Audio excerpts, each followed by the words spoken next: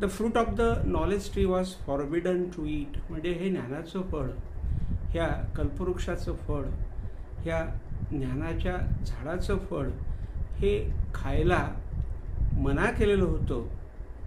But Adam ate and disobeyed God. बघा, Adam eight, हा जो अडॅम आहे याने हे खाल्लं असं म्हटलं गेलेलं आहे, पण ॲक्च्युली अडॅमने फळ खाल्लेलं नाही, कारण हे फळ खाल्लं आहे स्त्रीने. कारण ते दोघं ज्या वेळेला इडेन गार्डनमध्ये, स्वर्गामध्ये होते, when these two were in the Eden garden in the heaven, त्यावेळेला सट्यांने रूपं घेतलीत.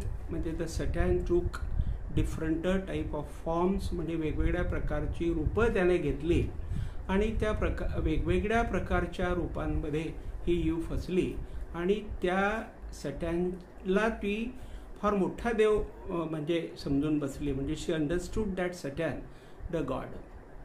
अँड ॲक्च्युली जो मेन परमेश्वर होता, the main God was forgotten by her. तर अशा प्रकारे तिने चूक केली आणि ही आपल्या अडॅमच्या माथ्यावर आली.